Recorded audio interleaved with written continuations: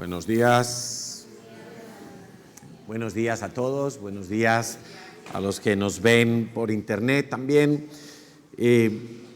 Estaba disfrutando mucho del tiempo de la alabanza, sabiendo que estábamos como menguados técnicamente, pero qué rico, me venía a la memoria el Salmo 89, versículo 15, que dice: bienaventurado el pueblo que sabe aclamarte.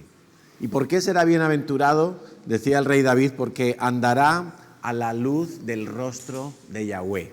Qué cosa tan impresionante, ¿verdad? Esa era una de las partes de la bendición sacerdotal, que el rostro de Yahweh esté sobre ti. Y dice: en tu nombre se alegrará todo el día. ¿Quién? El que sabe alabarte, el que sabe aclamarte. Y en tu justicia será enaltecido, porque tú eres la gloria de su potencia. O sea, todo lo que tú haces y hay un fruto y hay una bendición allí en lo que haces, en lo que trabajas, en lo que sirves, y dice, eso va a ser para la gloria de Dios.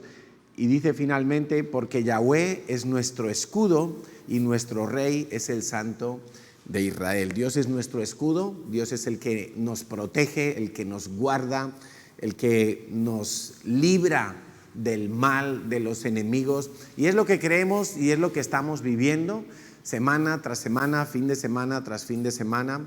Clamamos a Dios para que Dios nos guarde, para que Dios nos proteja como iglesia, para que no nos ocurra como citaba Natalia hace un momento y lo traía anotado porque el Señor me habló esta mañana temprano esta misma palabra. Dios me recordaba la exhortación a la iglesia de Laodicea. Quique Padre lo comentó en uno de los devocionales del Congreso, ¿no?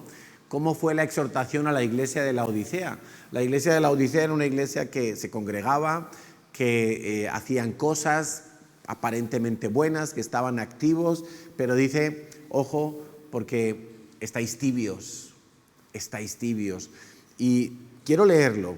Dice en Apocalipsis 3:14 en adelante, dice así: escribe al ángel de la iglesia en Laodicea, y que nos recordaba que el ángel es el pastor, y Dios le habla al ángel para que el ángel anuncie a la congregación, en este caso la exhortación de Dios. Dice: he aquí el amén, el testigo fiel y verdadero, el principio de la creación de Dios, dice esto, es decir, Dios mismo, Jesús está hablando. Yo conozco tus obras, que ni eres frío ni caliente, no estás definido. Ojalá fueses frío o fueses caliente, pero por cuanto eres tibio y no frío ni caliente, te vomitaré de mi boca. Pues tú dices: yo soy rico, me he enriquecido, de ninguna cosa tengo necesidad, y no sabes que tú eres desventurado, miserable, pobre, ciego y desnudo. No tienes nada. Por tanto, yo te aconsejo, dice Dios, que de mí compres oro refinado en fuego, para que seas rico, y vestiduras blancas para vestirte, y que no se descubra la vergüenza de tu desnudez, y unge tus ojos con colirio para que veas. Y arrepiéntete, yo te reprendo y castigo, dice Dios, a los que amo, etcétera, etcétera. O sea que era una iglesia que no estaba definida. Y yo quiero que tú pienses en eso. ¿Dónde estás tú? ¿De qué lado estás? Porque Jesús, una de las cosas que Él hizo cuando vino hace 2000 años, Él retó a la gente a definirse dónde estaban. ¿Estás conmigo o estás contra mí? ¿Eres mi amigo o eres mi enemigo? ¿Sumas o restas? ¿Unes o divides? Y la gente se quedaba como, bueno, pues sí, tengo que tomar una decisión. Cuando yo oigo los testimonios que me cuenta Natalia cuando salen los grupos a evangelizar en la calle y me cuenta las diferentes y variadas respuestas de la gente, al final yo las englobo en dos. Algunos se posicionan en contra de Dios, otros se posicionan a favor de Dios. Unos no quieren oír y rechazan todo, otros dicen, bueno, háblame y me lo voy a pensar. Pero no hay un término medio. Con Jesús, con Dios, tú te tienes que definir. O estás en un lado o automáticamente te sitúas en el otro lado. O eres amigo o eres enemigo. O eres hijo o no eres hijo de Dios. Y creo que es un llamado bueno para hacerlo en este momento, porque toda la situación que estamos viviendo nos confronta a definir realmente dónde estamos. ¿Le creemos al Señor o no le creemos? Porque creer a medias es no creer. O sea, o estás conmigo o estás contra mí, dijo el Señor. Entonces, o yo creo que Dios me va a bendecir y me va a guardar y me va a proteger, o yo creo que Dios no lo va a hacer, o que si se olvida, a lo mejor no me guarda. Y valga esto como exhortación también para nosotros, porque yo decía en el Congreso que tenía una sensación agridulce, la parte agria por no haber estado en el redil, porque sin duda hay una bendición especial cuando estamos todos juntos. Y ayer por la noche estaba escuchando algunos testimonios de los discípulos de la Iglesia de Madrid, contando cómo volvieron a casa. Y bueno, unos testimonios impresionantes. La Guardia Civil le preguntaba, ¿de dónde vienes? Iban en el coche. ¿De dónde vienes? Vengo del retiro espiritual. Ah, bueno, siga. Venimos de orar por España. Ah, bueno, pero acuérdense de orar por todo el mundo, porque todo el mundo está muy mal. Sí, señora gente, siga. Así los testimonios. Yo creo que hemos perdido una ocasión para creerle un poquito más al Señor. Y algunos ni siquiera vinieron aquí, estando en la misma ciudad y estando a un ratito de su casa, ¿no? Pero prefirieron quizá otra cosa o tuvieron otros compromisos. Y yo quiero que entendamos que es tiempo de definirse radicalmente. Es que el Señor no acepta otra cosa. No tiene otra cosa en su corazón. O estás con Él o estás contra Él. No es momento de estar a dos aguas, porque también es cierto que hay muchos que no están teniendo discernimiento del tiempo que estamos viviendo. Honestamente creemos que estamos viviendo los últimos tiempos. ¿Por qué? Pues porque la Biblia nos da una cantidad de información de cómo van a ser los últimos tiempos. Y vemos que la gran mayoría de las características ya se están cumpliendo sobradamente. Y no es tiempo para decir, o no puedes pensar, bueno, todavía hay tiempo. Ya arreglaré mi vida con Dios, ya me ordenaré, ya quitaré lo que tengo que quitar y me pondré. No sabes cuánto tiempo te queda, ni a ti personalmente, ni al mundo entero, porque en cualquier momento viene el Señor y se acabó el cronómetro. No habrá más tiempo. En aquel tiempo ya no podrás arrepentirte de nada. Entonces, alguien le decía a Natalia, no, iré al redil en agosto. Y Natalia le dijo, bueno, en agosto no sabes si estarás aquí. A lo mejor te has muerto. A lo mejor ha venido el Señor. ¿Cómo vamos a disponer nosotros del futuro? Eso es mucha presunción. Creer que nosotros podemos controlar y decidir lo que va a pasar en el futuro. Es que eso solo está en la potestad de Dios. Así lo dice su palabra. Pero que sirva para definirnos, que sirva para confrontarnos y que salgamos de toda tibieza y podamos estar calientes. Aún yo prefiero cuando viene una persona o cuando evangelizamos una persona y dice, no, yo no quiero saber nada, tú ya sabes dónde está totalmente contrario a Dios. Pero esos que te empiezan a decir, no, si yo ya voy a una iglesia, muy bien, sí, vivo con mi pareja y voy a la iglesia, y tú dices, ya, y empiezas a ver como una cosa ahí que son cristianos porque van a una iglesia, pero no están definidos con Dios. Y yo me asusto de esos, porque creen que están bien, porque en la tibieza el ambiente es cálido, pero no, seamos definidos con el Señor. Amén. Y tenemos la oportunidad, ha sido un congreso muy, muy especial, yo lo he disfrutado muchísimo. Creo que uno de los secretos cuando uno viene a la iglesia y viene a escuchar una predicación o un tema en un congreso es tener una buena actitud. Y una buena actitud es decir, Señor, yo quiero que me hables hoy. Señor, si tú me has traído hasta aquí, si yo estoy aquí y tú tienes una persona que está predicando el Evangelio, es porque tú me vas a decir algo, porque tú me vas a hablar, porque tú vas a corregir, porque tú vas a meter el cuchillo por algún sitio, porque vas a circuncidar mi corazón, porque me vas a confrontar, porque me vas a impulsar, me vas a retar, me vas a estimular la fe. ¿Qué vas a hablarme, Señor? Entonces, cuando uno viene con esa actitud, con ganas de comer, entonces uno no le importa lo que le pongan en el plato. Uno come y uno se alimenta y no importa si es verdura o brócoli o si es un solomillo. Uno dice, todo hace parte de la dieta. La predicación de hoy, el título de la predicación de hoy es ¿trabajo por la unidad o trabajo por la división? No es una pregunta, es una afirmación. ¿Trabajo por la unidad o trabajo por la división? Porque solo hay esas dos alternativas. Como personas, como hijos de Dios, como miembros de una familia, como miembros de una congregación, como miembros de una sociedad, o trabajamos por la unidad o nos vamos a estar viendo que estamos trabajando por la división, porque no hay más alternativas. ¿Sabes que en el reino de los cielos esto es así y para todo es así? Hay radicalidad.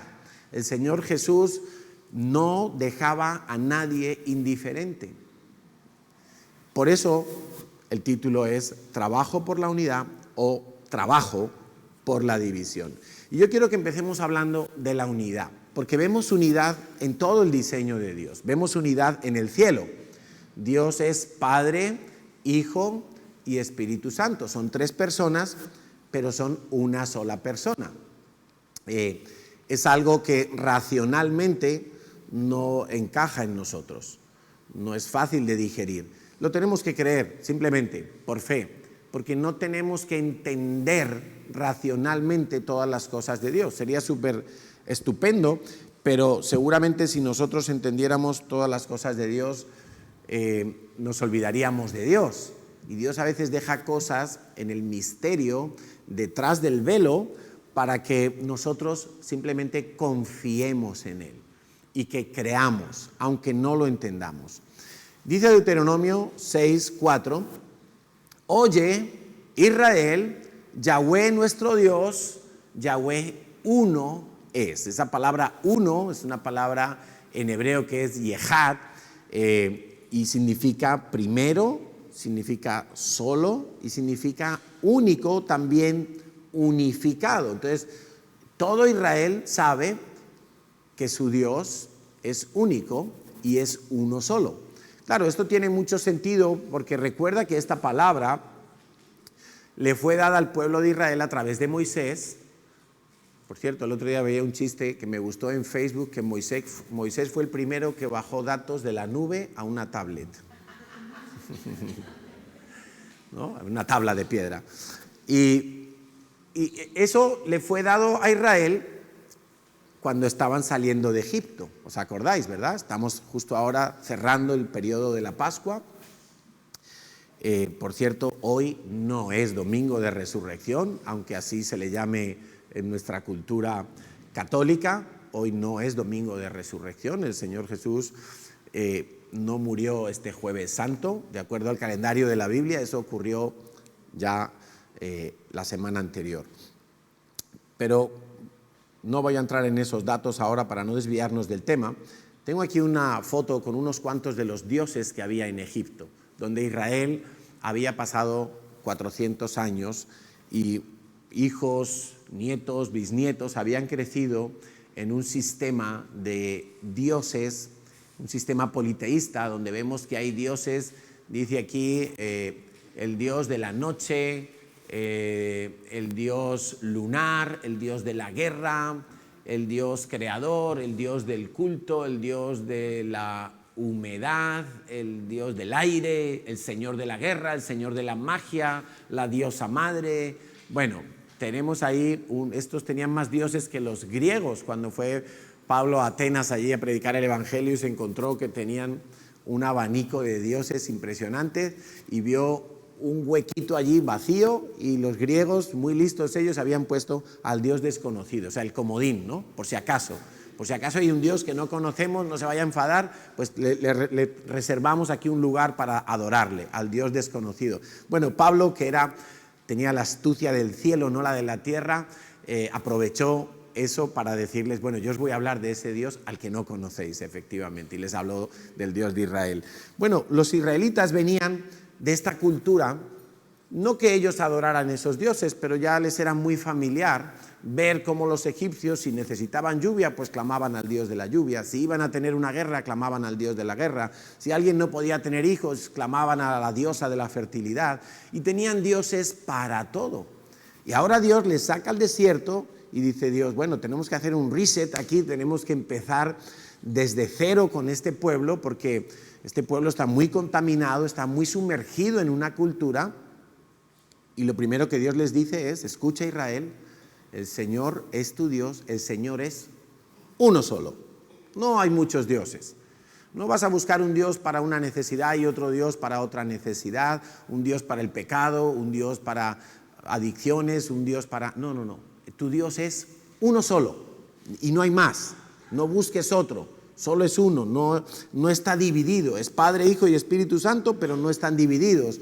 Están en una misma línea, hacen lo mismo. Es uno y está unificado. Y leía en estos días cómo Pablo se dirige a la iglesia de Tesalónica, por ejemplo, en la primera carta a los tesalonicenses, y me encanta porque Pablo les dice, en ese saludo inicial, en el capítulo 1, les dice algo así como, dice, bueno, yo estoy muy contento con vosotros porque vosotros os convertisteis de los ídolos. Claro, Tesalónica era una ciudad griega, pues te puedes imaginar, tenían lo mismo y más. Dice, ¿cómo os convertisteis de los ídolos al Dios verdadero?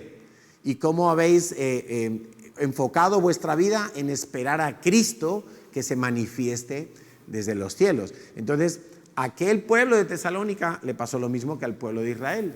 Cuando se convierten, ellos tienen que decir, tengo que dejar todo este bagaje de dioses, todo este cóctel de dioses, que es una confusión, evidentemente es una estrategia de Satanás, y yo me tengo que centrar en un único Dios. Jesús dijo, Juan 10:30, yo y el Padre uno somos. Juan 14:9, Jesús dijo, el que me ha visto a mí, ha visto al Padre.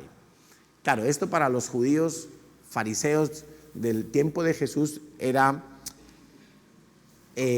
saltarse el primer mandamiento, porque Jesús estaba diciendo yo soy Dios, y los judíos se sabían de memoria Deuteronomio y decían no, Yahweh es uno solo. ¿Cómo puede ahora decir que es hijo de Dios y que es Dios también?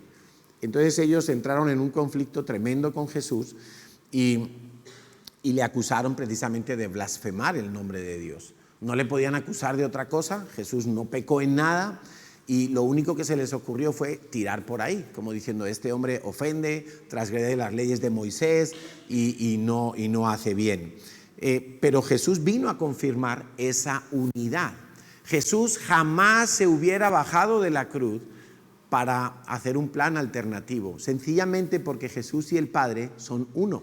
El Espíritu Santo, lo veíamos en el tema del Congreso, en el tema que me tocó dar, Él dice, yo tomaré de lo de Jesús. Jesús dijo, el Espíritu Santo tomará de lo mío y os lo hará saber. Es que el Espíritu Santo es imposible que haga otra cosa, porque el Padre, el Hijo y el Espíritu Santo son una unidad férrea, indestructible, eterna. Trabajan en lo mismo, en el mismo propósito. El diseño que tú ves en el cielo, Padre, Hijo y Espíritu Santo como una mamá, es una familia, y ese es el diseño de Dios. Y no digo ninguna barbaridad, porque la palabra Espíritu Santo en hebreo, no así en español, curiosamente, pero en hebreo la palabra Espíritu Santo, Ruach HaKodesh, es una palabra femenina. Se debería de decir la Espíritu Santo. Ya parecemos aquí a los de Podemos mezclando el... la presidente o la presidenta, ¿no? Pero en hebreo es así, es femenino, la Espíritu Santo. Porque el Espíritu Santo es, y no quiero entrar en este tema hoy, pero es así, y lo vamos a estudiar algún día, es el aspecto femenino de Dios, el aspecto maternal, vamos a decir mejor, porque es como una mamá, como una madre que, fíjate, el Espíritu Santo es el que produce el nacimiento del creyente, es el que le da a luz espiritualmente y tantas cosas más. Entonces, unidad en el Padre, con el Hijo, con el Espíritu Santo, se ve claramente en la palabra de Dios. Ahora, también hay unidad en nosotros, porque cada uno de nosotros, de acuerdo a 1 Tesalonicenses 5:23, somos tres cosas, ¿verdad? Espíritu, alma y cuerpo. Somos tres dimensiones. Esto es de primero de Conéctate. Espíritu, alma y cuerpo. Pero somos uno solo. No vamos cada uno por un sitio. A veces sí, porque en nosotros hay pecado, porque en nosotros hay conflictos no resueltos. Y entonces, quizá a veces sí, y podemos ver que un niño de 5 años, un varoncito de 5 años diga, es que yo soy una niña. Y eso evidentemente es un conflicto. O por eso los que defienden toda la ideología de género y que quieren implantar a toda costa en la educación, en la cultura, ya estamos viendo que todas las empresas de la industria de dibujos animados, de cine, etcétera, ya sacan sus protagonistas homosexuales, lesbianas, transgénero. O sea, todo eso ya se está infiltrando en la cultura de una manera asombrosa, que si nuestros hijos no les enseñamos desde bien pequeñitos que eso es una desviación de la verdad y es un engaño, pues ellos van a crecer con mucha naturalidad dentro de todo eso y les va a parecer normal que si un día tu hijo varón le pide a su mamá, déjame el pintalabios que me voy a pintar los morros, pues claro, pasa lo que vemos en las noticias, que muchos padres aplauden a sus hijos iniciativas como esas, les impulsan en ellas y luego vienen los tratamientos hormonales, los suicidios, las depresiones, el pasar toda una vida sufriendo porque pensaban que lo que había que cambiar era el físico, cuando lo que había que cambiar era el alma, porque somos espíritu, alma y cuerpo. Y lo normal cuando una persona está sana, cuando una persona está sana, me refiero en el sentido de estar limpiada y lavada por la sangre de Jesús, esa persona va a estar en armonía y en unidad, de manera que su cuerpo, su alma y su espíritu van en la misma dirección. Algunos hoy están aquí, pero su alma está todavía durmiendo en la cama. Despertamos, despertamos. Bueno, eso quiere decir que nosotros también somos un reflejo de la familia que está en el cielo, nosotros cada uno a nivel individual. Y cuando hay esas discordancias en nosotros, porque claro, entre el Padre, el Hijo y el Espíritu Santo no hay ningún pecado, no hay ninguna maldición, no hay nada que esté allí corrupto, en nosotros sí. Y hemos visto en este congreso, ¿verdad? Uno de los temas que me encantó, el primero de Mari, cuando hablaba de todas las raíces que tenemos. Y claro, el problema de las raíces es que no se ven, están escondidas, pero son las que causan muchas veces las enfermedades en los árboles y en el fruto de los árboles. Y por eso tenemos que ir a las raíces y tenemos que descubrir qué es lo que está realmente mal allá en el fondo de nuestras vidas. Y cuando nosotros arreglamos eso, entonces todo nuestro ser empieza a estar en esa unidad perfecta con la que Dios nos creó. De la misma manera, cuando nosotros formamos una familia, si nosotros no hemos arreglado esas cosas, por ejemplo, si tú vienes de una familia donde ha habido divorcios, donde ha habido herencias de divorcios, pues es muy fácil que tú el día de mañana reproduzcas eso mismo. Es muy fácil, si no lo cortas, si no lo trabajas, si no te tomas en serio el el trabajo que Jesús prometió que haría en tu vida si tú te dispones, que es deshacer las obras del diablo. Porque a eso vino el Señor Jesús, a deshacer las obras del diablo, 1 de Juan 3:8. Vemos entonces, en tercer lugar, hemos visto la unidad en el cielo, vemos la unidad en nosotros, vemos la unidad en los mandamientos. Marcos 12:29, cuando le preguntan al Señor Jesús cuál es el mandamiento más importante. Esos que le odiaban, esos que le tenían celos y envidias, le hacían preguntas como para ver si fallaba y decía una herejía y decía algo fuera de lo que está escrito en la ley de Moisés y así le podían acusar. Y entonces Jesús respondió, el primer mandamiento de todos es, oye Israel, el Señor es nuestro Dios. Lo mismo que decía Deuteronomio, el Señor uno es, y amarás, escucha esto, al Señor tu Dios con todo tu corazón, con toda tu alma, con toda tu mente, con todas tus fuerzas. Ese es el primer mandamiento. ¿Qué está diciendo Dios? No tengas tu corazón repartido en devoción, en entrega, en culto a varios dioses. O ni siquiera a varios dioses. No tengas tu corazón repartido en un adulterio espiritual donde pretendas poner en el primer lugar varias entidades. Puedes tener a Dios, a tu esposa, a tus hijos, a tus papás, el trabajo, el deporte, el fútbol, y una cantidad de cosas que compiten con Dios en ese primer puesto. Cuando Dios dice, no, el primer puesto solo es de Dios, solo es para Dios. Todo lo demás tiene que quedar por abajo. Me estoy acordando que en el año pasado, cuando hicimos el congreso, cuando estábamos confinados todos en nuestras casas, yo hablaba de cómo tenían que ser las prioridades en nuestra vida, ¿verdad? No sé si alguno recordará aquel tema del congreso online, pero el primer puesto solo puede ser de Dios. Cuando tú pones algo o alguien a la misma altura de Dios, tú estás cometiendo adulterio espiritual.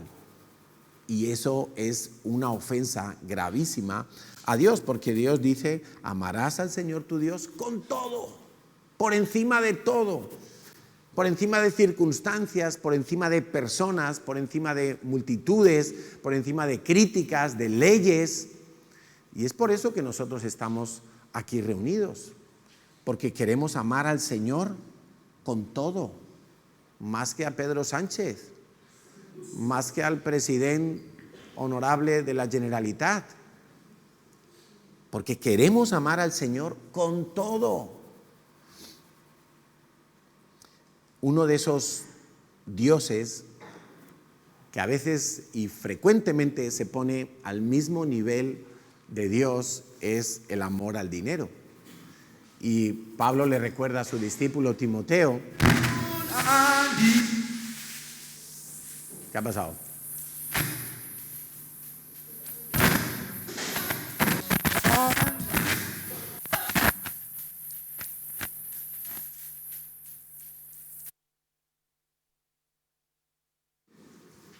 ¿Se oye? Bueno, ¿quién era ese? Manda un espía aquí. Bueno, hablábamos de el amor al dinero. Y Pablo le recordaba a Timoteo y le decía una gran verdad, la raíz de todos los males. Fíjate, hablábamos de 5 raíces en esa prédica de Mari, pero Pablo llega más lejos. Dice, hay una raíz que al final subyace detrás de cada problema, detrás de cada crisis en tu vida, detrás de cada duda que tienes, detrás de cada momento donde te encuentras mal y te alejas de Dios, y es el amor al dinero. No, ¿por qué no vas al redil? No, porque es que, claro, es que no tengo 100 euros este mes. Mi experiencia, y creo que la de todos, es que cuando algo nos interesa, sacamos de donde sea, le pedimos a quien sea, escarbamos donde haya que escarbar, y nos buscamos las lentejas para conseguir lo que queremos. ¿O no? ¿O no? Bueno, eso simplemente quiere decir que a veces no tenemos a Dios en el primer lugar, no nos queremos esforzar, quizá estamos tibios, quizá estamos... No, es que me invitaron a comer, como me pagan la comida. No, es que tengo que hacer horas extras, dinero. Es que no pido el permiso porque si no me descuentan un día de sueldo, dinero. Es que todo es dinero. Y de verdad os lo digo, cada vez que tú te encuentras un poquito así como enrarecido con Dios, fíjate bien, y casi siempre vas a hallar que por ahí hay una raíz de amor al dinero que está haciendo interferencias como ahora pasaba con el sonido, que se enremece ahí, se te entremete y distorsiona todo. Y lo acabas todo justificando y acomodando, pero al final lo que está ocurriendo es que hay un Dios falso que tú le has dado el permiso de que se ponga en el pedestal de tu vida, porque eres tú el que coloca a Dios en algún lugar. Dios es Dios, sobre todos los hombres, sobre toda la creación, pero para ti a nivel personal, eres tú el que lo coloca en el pedestal, o en el puesto de plata, o en el puesto de bronce, o por ahí olvidado en un cajón. Eres tú, cada uno tenemos un trono, un podium en nuestra vida. Y cada uno decide dónde pone a Dios, a quién le da el puesto ganador. Y muchas veces es el dinero el que compite con nosotros. Y empezamos a tener ahí, no, que si el diezmo, no, que si tantas cosas, ¿verdad? Amor al dinero. A mí me encantó el taller, el taller que se vio del cordón de 3 dobleces, orar, ayunar y sembrar, porque es que de una forma tan sencilla y tan práctica uno puede empezar a vivir y a convertir en vida la teoría, la doctrina y lo que se le ha predicado, ¿verdad? Entonces ahora nos toca, yo ya tengo mis objetivos, ya he definido por qué voy a orar, cuál es mi necesidad en este momento, por qué voy a ayunar y por qué voy a sembrar, porque si nos predican 300 temas, fíjate, cada año mínimo 50 predicaciones, una por fin de semana. Los que van al redil en verano y tal, más de una por día. Y tantas predicaciones, ¿y qué hacemos nosotros con todo eso? ¿Dónde lo guardamos? ¿O somos de los que queremos escoger a la carta, como cuando vas a un restaurante? No, hoy como carne, hoy como verdura, hoy no me apetece esto, mañana a lo mejor. No, la palabra de Dios no es un menú, la palabra de Dios es una dieta completa. Entonces ahí vemos la unidad en los mandamientos. Dios dice, ámame con todo el corazón. Y Jesús añade, bueno, y el segundo mandamiento es, ama a tu prójimo como a ti mismo. Lo que tú quieres para ti, hazlo y procúralo para los demás. Eso es amor hacia el prójimo. No es buenas palabras simplemente, no es otra cosa. Y eso me lleva al punto 4, la unidad en la iglesia, porque se habla mucho de unidad en la palabra de Dios. Pablo, lo que más me gusta de Pablo es que tenía una visión y un enfoque muy centrado en la vida de iglesia, en la organización de la iglesia, en la estructura de la iglesia, en el orden en la iglesia. Todas sus cartas van dirigidas a edificar al creyente para que se sienta parte de la iglesia, pero la iglesia es el cuerpo de Cristo, que es la cabeza. Dice Efesios 4, 15 al 16, dice, siguiendo la verdad en amor, crezcamos en todo, que es en todo, en aquel que es la cabeza, esto es Cristo. La cabeza de la iglesia es Cristo, quiere decir que la iglesia es parte inseparable de Cristo. La iglesia no puede vivir sin Cristo. No puede haber Cristo por un lado, iglesia por otro lado. No puede haber un cristiano que no esté plantado, injertado, ensamblado en una iglesia. No puede ser. Cristianos solitarios no existen. Y quiero que sepáis que esta modalidad de la iglesia online, pues nos vino muy bien en aquellos 3 meses de confinamiento porque no podíamos salir de casa. Pero a partir de ahí ha hecho tanto daño, porque algunos creen que escuchar en una predicación por internet es ser parte de una iglesia. Eso es un remedio temporal, anecdótico, excepcional. No puede ser la norma, porque tú tienes que ser parte de una iglesia. Hablaba con alguien antes de entrar a la reunión que qué diferente es vivir un congreso online a vivirlo en convivencia con los demás. Porque Dios ha dicho que cuando tú vives las cosas de la iglesia en convivencia con los demás, es allí donde Dios envía una bendición especial y donde se manifiesta más claramente la vida eterna en cada uno de nosotros. Eso lo dice Dios. No es que a nosotros nos guste tener todo el tiempo a toda la gente aquí juntitos como piojitos, no. Es que Dios ha dicho, allí, cuando la iglesia se congrega para lo mejor, para lo bueno, teniendo a Dios en el centro, circulando todo alrededor de Cristo, que es la cabeza, allí Dios envía vida eterna y bendición.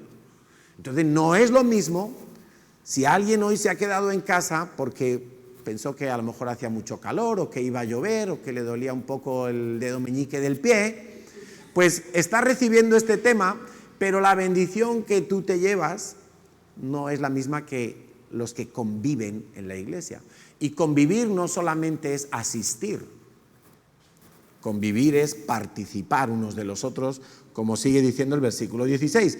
Dice, volvemos a leerlo, siguiendo la verdad en amor, crezcamos en todo en aquel que es la cabeza, esto es Cristo, de quien todo el cuerpo, bien concertado y unido entre sí por las coyunturas. Ahora, si nosotros fuéramos médicos forenses, sabríamos muy bien cuáles son todas las coyunturas del cuerpo, o los que hemos estudiado en algún momento un poquito de ciencias naturales y hemos visto los ligamentos, los tendones y de los cartílagos y tantas coyunturas que hay en el cuerpo. Pero en el cuerpo de Cristo, ¿cuáles son las coyunturas?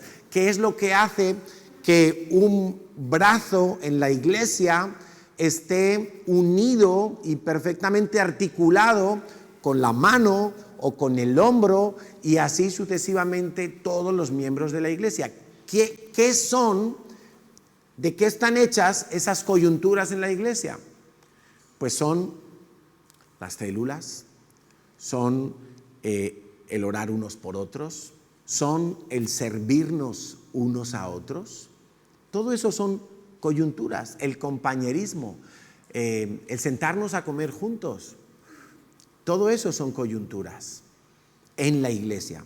Y dice que cuando el cuerpo está unido a la cabeza, dice todo el cuerpo bien concertado, o sea, como en un concierto, que suena el violín en una nota, pero el piano está sonando en la misma nota, y el trombón, y el saxofón, y las campanitas, y toda la orquesta suena concertada, armonizada, dice, y unido entre sí por las coyunturas que se ayudan mutuamente según la actividad propia de cada miembro. De cada miembro. Mira al que tienes a tu lado, así a derecha, a izquierda. Puedes mirar al de atrás si no te duele la espalda un poquito, o si te duele, porque así, Cada miembro. Y ahora si tuvieras un espejo te mirarías a ti, porque ahí es donde yo voy. ¿Qué estás haciendo tú? ¿Qué actividad propia de ti, que si estás en una iglesia es porque Dios te ha hecho parte del cuerpo? Si estás en la iglesia eres ojo, o eres brazo, o eres pierna, o eres hígado. Algo eres en la iglesia. ¿Y qué actividad propia estás tú haciendo para ayudar a los demás? ¿En qué estás sirviendo? en qué estás bendiciendo, qué estás dando de tu tiempo, qué estás dando de tu dinero, qué estás dando de tu amor, qué estás dando de tu vida, de lo que tengas, qué estás dando, de lo que Dios ha puesto en ti. ¿Qué actividad propia del miembro que tú eres estás aportando para ayudar a otros en la iglesia? Porque eso es el funcionamiento del cuerpo de Cristo, no hay otro. O sea, ser parte de una iglesia no es venir los domingos, escuchar una predicación hasta el domingo que viene. Eso no es ser parte de una iglesia. Tenemos que desterrar la mentalidad de que la iglesia es como un club social. Un club social. ¿Qué hay que hacer para pertenecer a un club social? Tienes que venir con un par de amigos que te recomienden, porque si no, no te dejan entrar. Tienes que tener unas credenciales. Ah, sí, mira, mi amigo fulano y mi amigo mengano, ellos son los que me están recomendando. Ellos pertenecen al club social desde hace ya muchos años. Ah, muy bien. Pues venga, usted tiene que pagar una cuota de 50 euros al mes para ser parte de este club. Ah, muy bien, pago la cuota. Y el día que te vas de vacaciones, tú llamas y dices, no, es que este mes voy a estar fuera, no pago la cuota. Eso es un club social. En un club social tú llegas y no tienes que hacer nada, solo tienes que disfrutar, recibir. Si es un club de tenis, si es un club de ajedrez, si es un club para leer el periódico, jugar a las cartas, ver los partidos de fútbol, tú no haces nada, tú no limpias, tú no colocas las sillas, tú llegas y está todo funcionando. Eso es un club social. La iglesia no es un club social. En la iglesia no se paga una cuota por pertenecer. El diezmo no es una cuota para pertenecer a una iglesia, el diezmo es de Dios. Los dones son de Dios y Dios los ha puesto en ti para que tú ayudes a otras personas. Por eso nosotros en la iglesia procuramos, como nos compartía David, el pastor de Londres ayer, procuramos en una de esas líneas de tren, es la línea del servicio, y vamos a intentar que cada persona en la iglesia pueda prosperar en esa línea del servicio. Primero empiezas de voluntario. Claro, hay algunos que ni siquiera quieren empezar. Dicen, no, yo vengo aquí, yo ya trabajo mucho entre semana. Yo ya limpio mucho, yo limpio muchas casas, como para venir aquí a limpiar váteres. Yo ya cocino a mis hijos toda la semana, como para participar ahí en el ministerio de la cocina. No. Yo ya soporto a mis hijos toda la semana como para darles clase ahí a 40 niños. Que lo aguante su abuela. Sí, así somos. Entonces, no es un club social. Y vamos a procurar que tú te inicies en esa línea del servicio, porque está más que comprobado, lo hemos visto, lo hemos vivido, lo dice la palabra de Dios, que es dando que se recibe.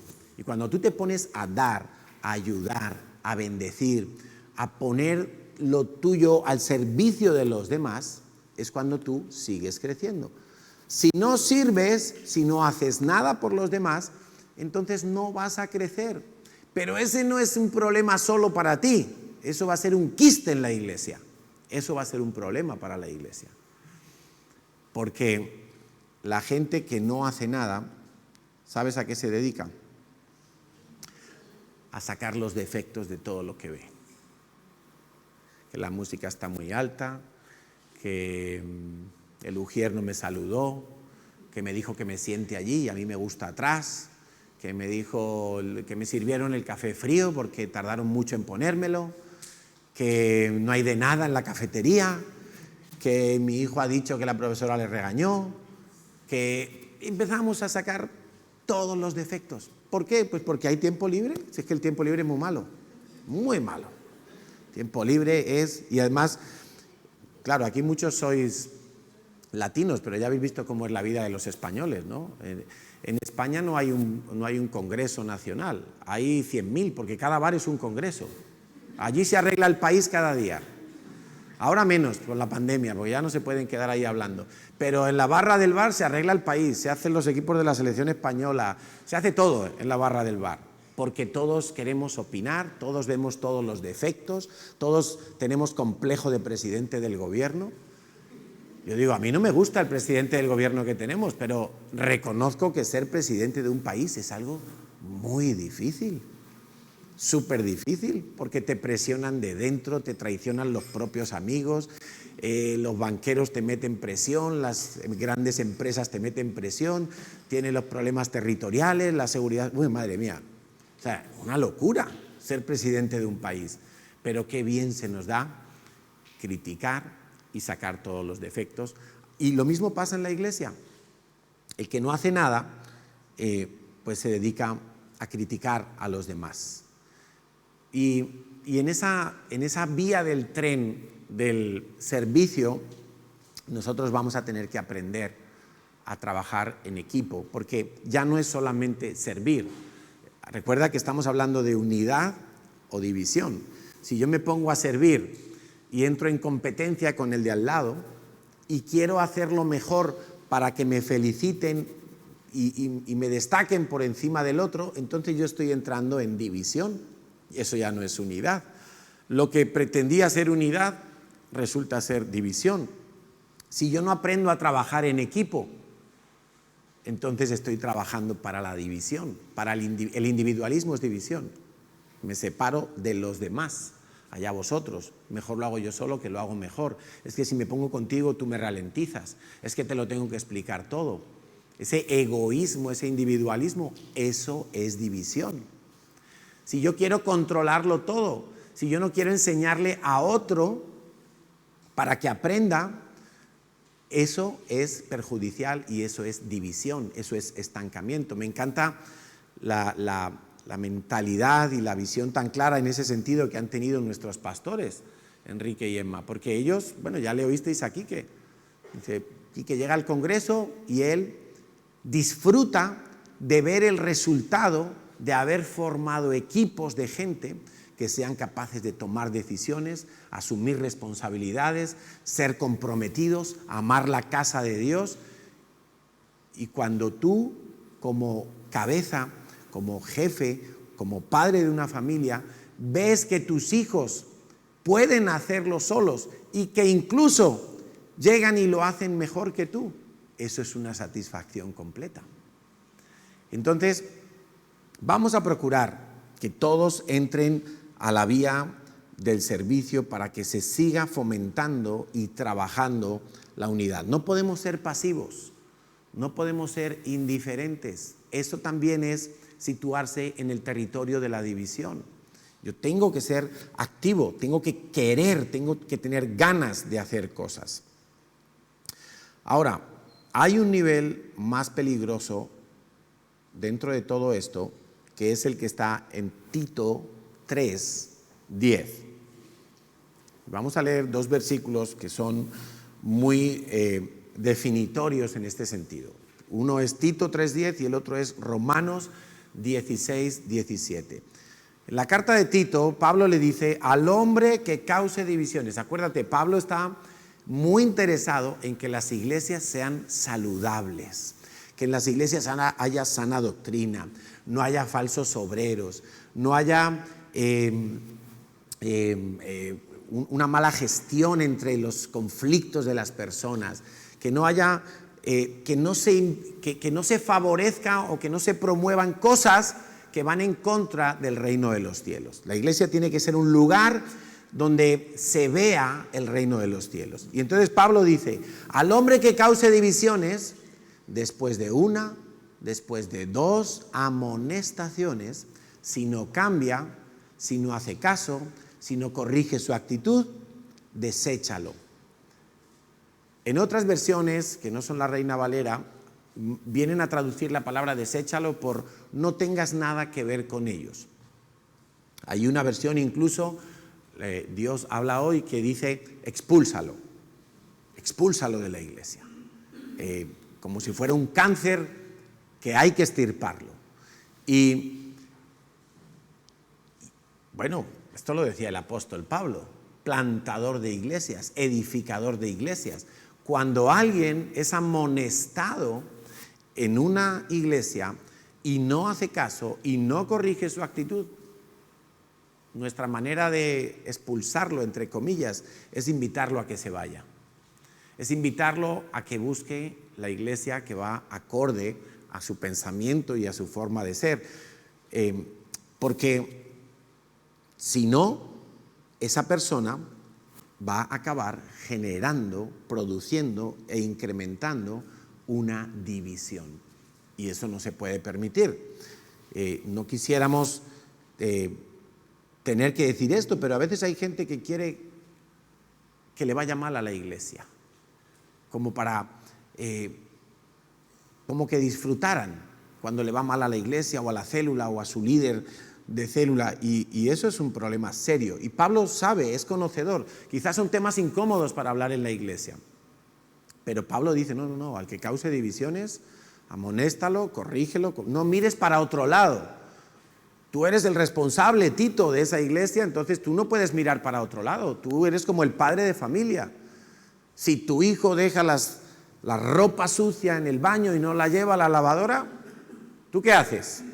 Ay, pobrecito mi hijo, venga, ya se la cojo yo. Pues no, lo estás educando mal, fatal. Tú tienes que decirle, ven, hijo mío, ay, que ya estoy metido en la cama. Ven, hijo mío, por eso mismo, ven, mira, ¿ves? Los calzoncillos ahí tirados, los pantalones, la ropa, la camiseta sudada. Esto se guarda allí en el cesto de la ropa sucia. Ah, como yo siempre lo dejaba y siempre veía al día siguiente que ya no estaba, claro, porque los papás, los líderes, los pastores no podemos mirar para otro lado. Tenemos que corregir. Es que esa es nuestra labor. Decía David Henao en su tema, El pastor de Londres, que los pastores no tienen que hacer el trabajo de la iglesia, sino que los pastores tienen que capacitar a los servidores para que hagan el trabajo, ¿verdad? ¿Quién produce la lana y la leche? La oveja, no la produce el pastor. ¿Pero qué hace el pastor? Lleva las ovejas donde hay buen alimento, donde hay aguas tranquilas para que no se las lleve la corriente, las evita el encuentro con el lobo, las caídas por los precipicios, que si se le clavan los espinos, el pastor sana, cura la oveja, la unta con aceite, si se rompe la pierna, él la carga encima y la lleva hasta el redil, hasta que, bueno, esa es la labor del pastor. Y cuando hay una ovejita que le gusta irse por allá donde está el precipicio, el pastor no dice, a ver si se cae y escarmienta. El pastor va corriendo y se pone allí delante y le dice que no, ¡pa! Y le da un varazo, hace lo que sea para asustarla y que se vuelva a unir a todo el rebaño. Porque la oveja no sabe, no ve que ahí está el precipicio y que se va a matar. Así es nuestra labor como pastores. Parte de la capacitación para los servidores es, oye, esto lo estás haciendo mal. Si sigues así, te vas a meter un tortazo. Oye, no sigas tratando así a tu esposa. Oye, esposa, no sigas siendo así tan jezabélica. Oye, tú, no seas vago, vete a trabajar. Tú todo el día tumbado en el sillón y tu mujer matándose a trabajar por ahí. Claro, y toca corregir. A que no es agradable. No es agradable. Y a veces pensamos que querer a los hijos, hablando ya del entorno familiar, a veces pensamos que querer a los hijos es darles todo, tenerlos entre algodoncitos, que no sufran, pobrecitos, porque yo ya sufrí mucho, porque yo trabajo desde los 16 años, él mejor, que se dedique a estudiar, que no ponga ni un tenedor en la mesa. Fallo. Nuestros hijos tienen que aprender a sufrir un poquito, les tiene que costar, porque si se lo damos todo muy fácil, luego van a pensar que la vida es color de rosa todo el tiempo y se van a dar unos tortazos de los cuales a lo mejor no se levantan. Entonces, comentarios, hay veces que hablamos con personas y nos dejan un pozo ahí que tú dices, este comentario que me ha hecho como que me deja ahí, como que ya miro con otros ojos a la persona de la que me está hablando, ¿sí? Esos comentarios que parecen una tontería, no, y no aprendí nada nuevo en la prédica, No, uy, es que la célula de hoy se me hizo un poco larga, estaba aburrido. Es que hoy...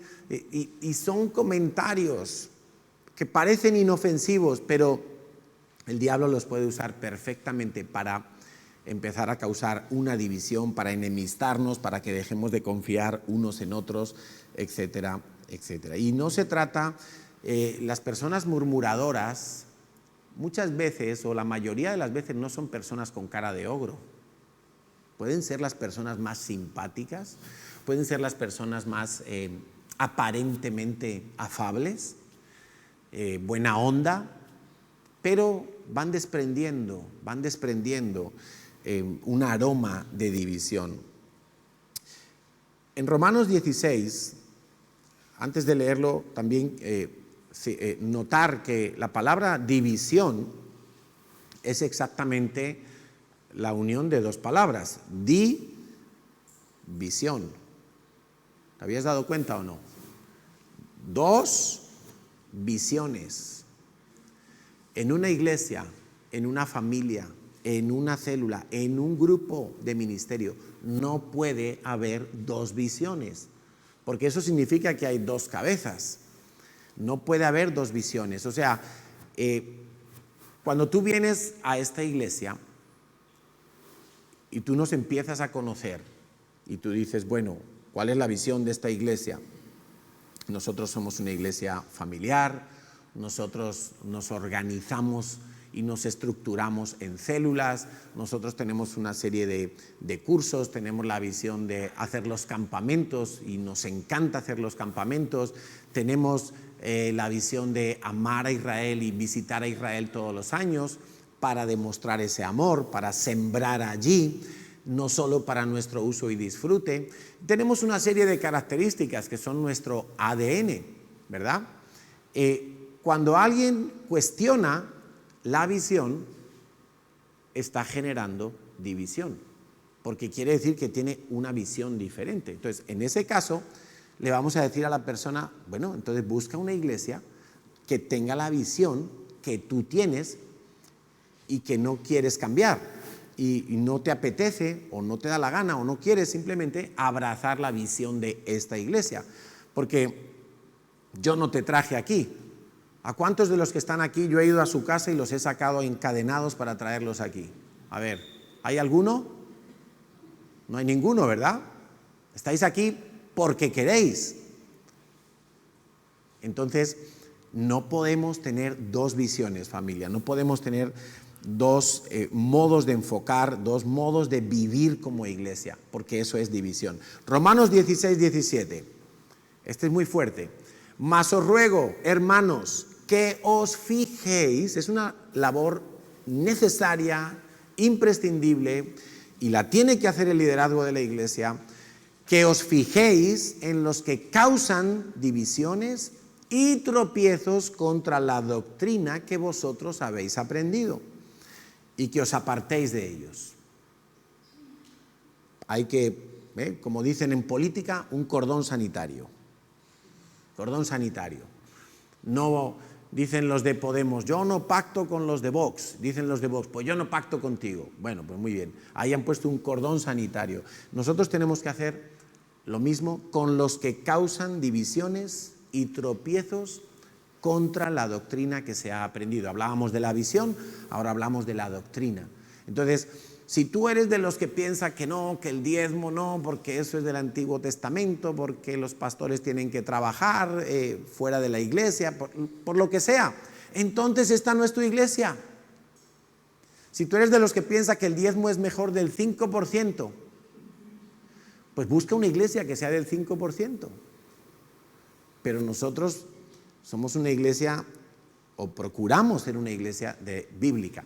Si tú eres de los que creen no, que el arrebatamiento es aquí o es después o es más allá, pues nosotros enseñamos que nos vamos antes de la tribulación. Y si esa no es tu doctrina, pues algo vas a tener que hacer. Quizá vas a tener que estudiar la Biblia, vas a tener que orar, vas a tener que preguntarle al Señor, pero algo vas a tener que hacer, te vas a tener que definir, porque no se puede tener dos visiones, no se puede tener dos doctrinas, tenemos que estar unificados Y al menos, y ahí sí que tenemos que ser claros, al menos lo que es la doctrina principal, la doctrina de salvación, esa sí que es innegociable. Innegociable. Judas 1:18. Y este Judas no es el traidor, ¿eh? Judas 1:18, 19. Los que os decían, esto decían los apóstoles, en el postrer tiempo habrá burladores que andarán según sus malvados deseos. Estos son los que causan divisiones. Escucha, los sensuales, los que no tienen al Espíritu, los que se mueven solo por los sentidos naturales, lo que veo, lo que oigo, lo que toco, lo que me dice la ciencia, lo que me dice la biología, lo que me dice, pero no son guiados por el Espíritu Santo. Ojo con estas personas, porque causan muchos males en la iglesia. Fíjate que le llama burladores, que tienen malvados deseos. Y es que no hay nada más peligroso que en una iglesia se mezcle la Biblia y lo espiritual con el humanismo, con lo natural, ¿sí? Tenemos que tener mucho cuidado. La iglesia no es una empresa. La iglesia es el cuerpo de Cristo. Evidentemente en la iglesia se necesita un orden, una gestión, pero aún te diría que si un día nos dice el Espíritu Santo, oye, hoy primero predica y después alabáis a Dios. No vamos a decir, que toda la vida lo hemos hecho al revés. Espíritu Santo, te estás equivocando. Es un ejemplo para que entendamos que ni siquiera en cosas que aparentemente son buenas y están bien hechas, es que nosotros tenemos que depender del Espíritu Santo. No de lo que diga la mayoría, no de lo que opine la mayoría o de lo que establezca la ley de los hombres. Nosotros tenemos que ser guiados por el Espíritu de Dios. Por eso Pablo dice, los que son guiados por el Espíritu Santo, esos son hijos de Dios. Porque no es por venir a una iglesia, no es por hablar de la Biblia, no es por tener una Biblia debajo del brazo o en la mesilla de noche, es por ser guiado por el Espíritu. Eso es como una señal. Igual que recibes el bautismo del Espíritu Santo y hay una señal que es hablar en lenguas, hay una señal, hay una consecuencia de ser hijo de Dios y es que tú empiezas a ser guiado por el Espíritu Santo. Ya no te fías de tu propio corazón, ya no te fías de la cultura en la que te has criado, de la vana manera de vivir de tus padres, como nos recordaba Emma, ya no te fías de las tradiciones. Ahora es, ¿qué dices tú, Espíritu Santo? ¿Qué dices tú, Espíritu Santo? Entonces, ¿por qué puedo yo tener división? Y vamos a tener un tiempo para orar y para que Dios nos hable en este sentido. Bueno, la división es algo con lo que siempre vamos a tener que luchar, siempre. Porque la división viene desde que Satanás se dividió contra Dios. Satanás se dividió contra Dios, convenció a 1/3 de los ángeles para que creyeran sus argumentos y sus mentiras y se separaran de Dios también. Adán y Eva fueron las primeras personas que se dejaron influenciar de esa mentira y se dividieron contra Dios, empezaron a desconfiar de Dios, hasta se dividieron entre ellos porque ya se lanzaban las acusaciones el uno al otro. Nosotros vamos a estar toda la vida expuestos a la división, al mismo nivel que expuestos a la unidad. Y tú tienes que escoger, ¿quiero trabajar para la unidad? ¿Quiero trabajar para la división? ¿Para qué voy a trabajar? ¿Para qué voy a trabajar? Si tú pones pegas cuando te piden algo en la iglesia, si todo lo ves complejo, difícil, inapropiado, inadecuado, tú tienes un espíritu de división. Si eres de los que murmuran, de los que hablan, especialmente de la autoridad, tienes un espíritu de división. Tienes división en tu corazón. Y hasta que no te la quites, por la gracia y el poder de Dios, tú vas a estar estancado. Y eso es un problema para ti. Pero es que además, si estás en esta iglesia, va a ser un problema para esta iglesia. Y vamos a tener que hacer algo. Vamos a tener que no tener nada que ver, como decía Pablo. Entonces yo quiero que oremos y que delante de Dios podamos reconocer en qué bando estamos. ¿Estamos trabajando por la unidad? No se puede estar en medio. ¿O estamos trabajando por la división? ¿En qué bando estamos? ¿Dónde estamos situados? ¿Qué estamos haciendo con nuestra vida? ¿Somos de los que generamos, promovemos la unidad o sutilmente, calladamente o abiertamente estamos trabajando por la división? Abiertamente menos, porque se nota más y enseguida nosotros lo corregimos o tratamos de corregirlo, pero ¿y si es una división que está allí en el corazón? Y yo soy de las personas que al hablar con otros les dejo un manto de división, les dejo una sensación de daño contra otros, de enemistad, de desconfianza contra otros, contra los pastores, contra el líder de tu célula, contra Quique, Emma, contra la doctrina de la iglesia, contra la visión de la iglesia. Ay, ¿por qué tantos campamentos? ¿Y por qué tenemos que ir a Israel si Dios también está aquí? ¿Y por qué? ¿Y por qué? ¿Y por qué? Eso indica que hay algo de división en mi corazón. Me tengo que arrepentir de eso. Me tengo que quitar eso de encima. Y la única manera es arrepentirse, es reconocerlo. Señor, tengo división. Me gusta hablar, me gusta decir cosas, me gusta criticar. Estoy siempre viendo los defectos, estoy siempre murmurando, estoy siempre haciendo comentarios que dañan. Vamos a orar.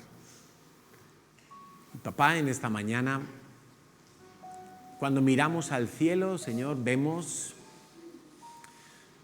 que allí estás tú, está el Padre, está el Hijo, está el Espíritu Santo. Vemos que sois uno solo. Y que todo lo que hace el Padre lo continúa el Espíritu, glorifica al Hijo. Vemos que todo va en una misma visión, en un mismo sentido. Vemos que todo coordina perfectamente. Vemos que no hay ninguna nota salida de tono en lo que cada uno promueve y hace.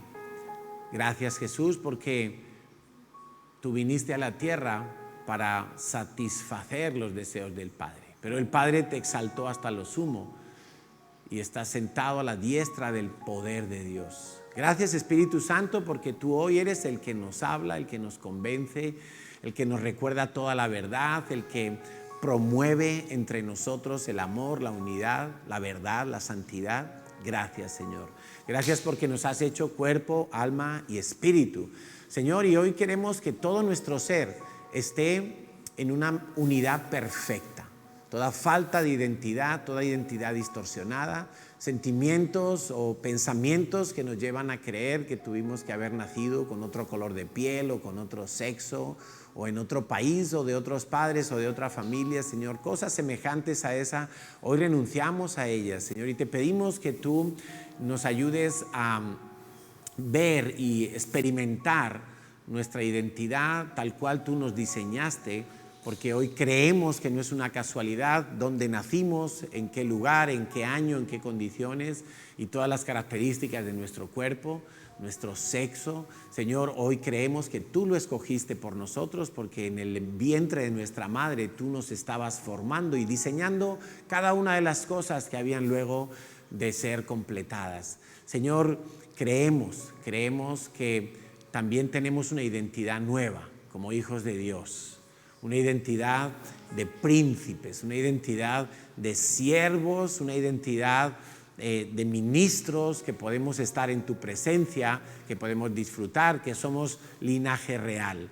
Gracias, Padre, por haber hecho ese milagro, por haber transformado mis harapos y mis vestimentas de vagabundo en vestidos para estar en el palacio, vestidos de lino fino, blanco, resplandeciente. Gracias porque como a José tú nos has dado una capa de colores, Señor, una capa preciosa, donde allí están todas las muestras de tu amor, todas las muestras de tu misericordia. Gracias, Señor. Quiero que mi mente esté unida a mis pensamientos, a mi voluntad, a mis sentimientos, que todos vayan en una sola dirección, que todos vayan encaminados a glorificarte, a obedecerte, a servirte, a parecerme más a Jesús. Señor, gracias, gracias aún por la unidad de la iglesia, Señor. Gracias por los miembros. Gracias, Padre, por nuestros pastores, Enrique y Emma, por cada pastor de cada congregación, por cada líder de las células, Señor, por cada persona que viene a la iglesia y sin duda es parte del cuerpo, Señor. Gracias porque a cada uno nos has dado una función, porque a cada uno nos has dado unas atribuciones, nos has capacitado para bendecir, para ayudar y para dar. Y hoy queremos renunciar a toda pasividad, a toda insensibilidad, a toda indiferencia.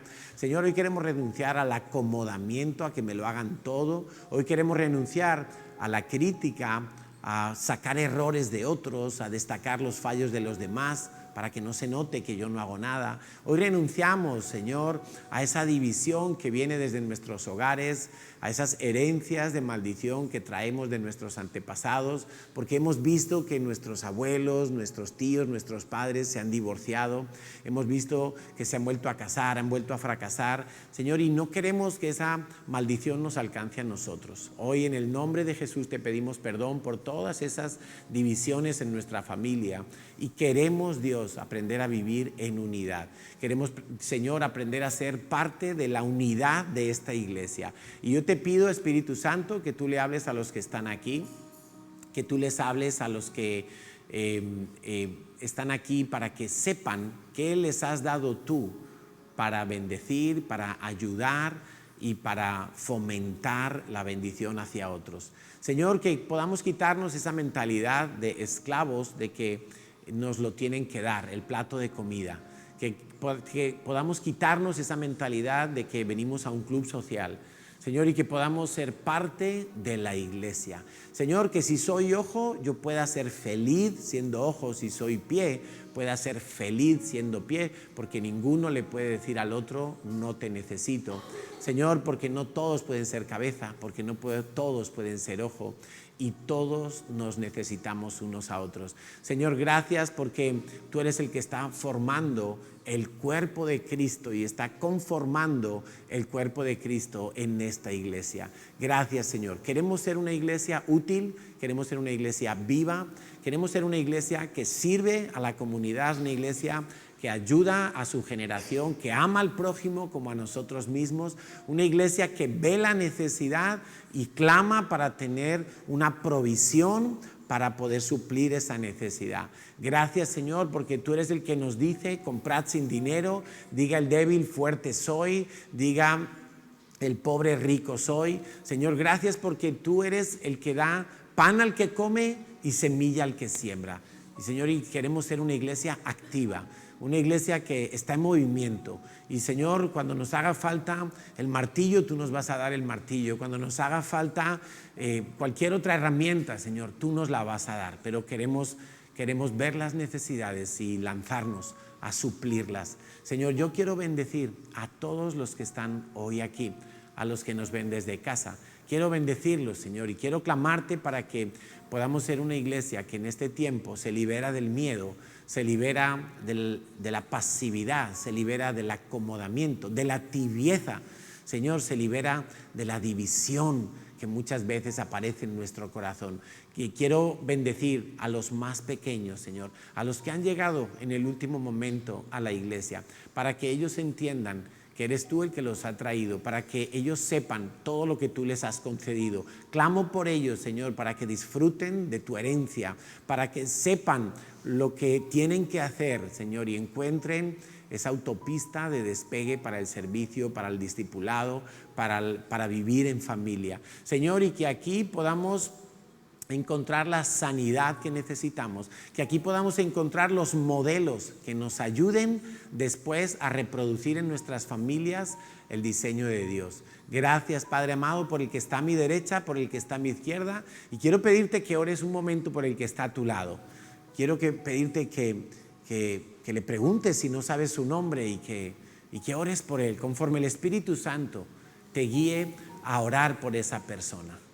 Quizá hay necesidades que tú no conoces, pero el Espíritu Santo te va a guiar a orar, a clamar, a bendecir. Y mientras tanto vamos a buscar esa canción que habla del Padre, del Hijo y del Espíritu Santo, que somos uno.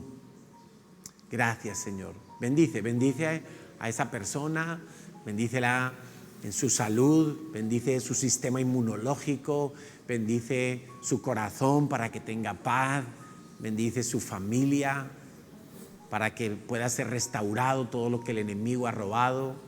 Bendícela en su trabajo, bendícela en su entrada, en su salida, que duerma bien, que descanse bien. Bendícela para que crezca, para que se desarrolle, para que vea la gloria de Dios en su vida. A los que están en casa, hoy clamamos también por ellos, para que si están en esta ciudad tengan el valor y el coraje de congregarse presencialmente para que salgan de la comodidad. Señor, a los que están abatidos, cansados, deprimidos, angustiados, para que tú vengas visitándolos, fortaleciéndolos, llenándolos de gozo.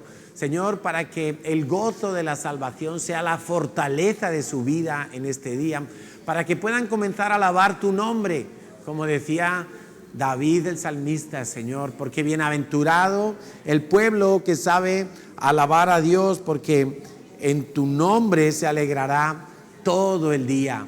Gracias, Dios. Hoy bendecimos a nuestros pastores, a Enrique, a Emma. Bendecimos, Señor, al cuerpo pastoral de la iglesia.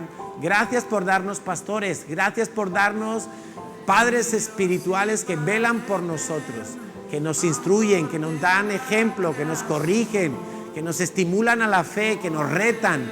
Gracias, Señor. Hoy queremos clamar, gracias por el Padre, por el Hijo, por el Espíritu Santo.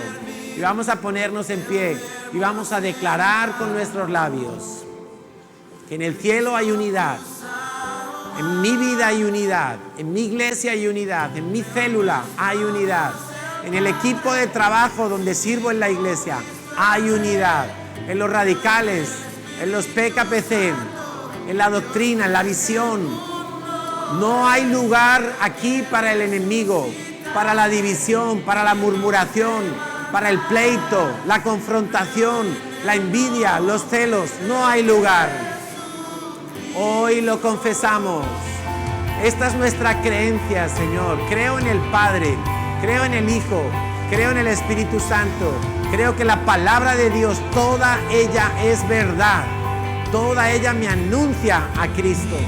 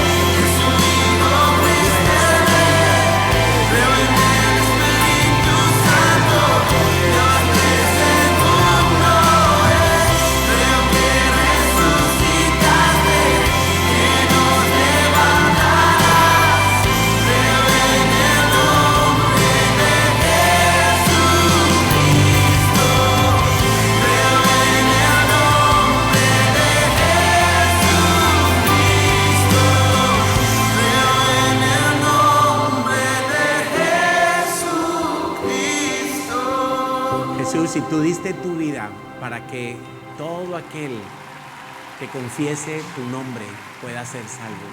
Y queremos clamarte en este momento por toda la gente de Barcelona. Creo en la vida eterna, creo en la comunión, creo que tu pueblo es uno, creo en tu iglesia, Dios, creo que resucitaremos y en gloria volverás, creo en el nombre de Jesucristo.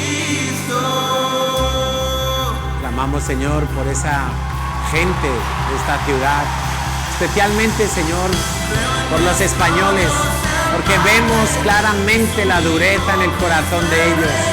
Señor, pero clamamos que tú ablandes sus corazones, para que cuando sea predicada tu palabra pueda penetrar en ellos. Señor, clamamos para que tú levantes obreros que vayan a la mies. Clamamos para que seas tú, Señor, impulsándonos para hablar sin miedo, para hablar todo el tiempo, para hablar a diestra y siniestra. Señor, danos estrategias, ideas, pero sobre todo un corazón valiente. Y como tú viniste a servir a toda la humanidad, nosotros queremos servir a esta generación, Señor, llevándoles tu palabra y anunciando desde aquí a toda Barcelona o hasta donde tú nos quieras llevar, Señor, el Evangelio, la locura de la cruz.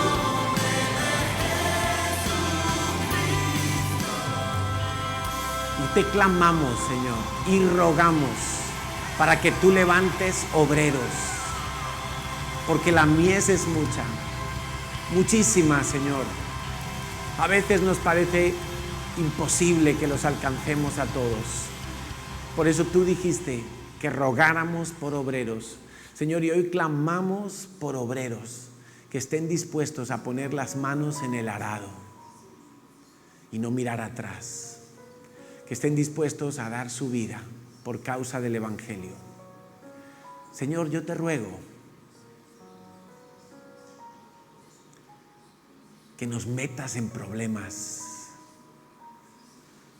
que nos metas en retos, que nos metas, Señor, en situaciones donde tengamos que hablar de ti sí o sí, donde tengamos que clamar a ti sí o sí, donde no tengamos ninguna otra posibilidad, ningún otro recurso, sino clamar al cielo. Señor, yo te pido que tú levantes obreros. Y si no están aquí, Señor, tráelos de otro lugar. Pero si están aquí, Señor, levántalos. Clamamos por obreros, Señor. Que tú los definas, que tú los selles, los apartes para ti y el enemigo no pueda estorbar esa obra. Gracias, Padre, por tanto amor que nos has dado. Gracias por esas promesas enormes que nos has dado, Señor. Gracias por esa salvación tan grande que nos has dado. Gracias por el amor incomparable con el que nos has amado. Gracias, Señor. Muchas gracias. Amén, Señor. Amén.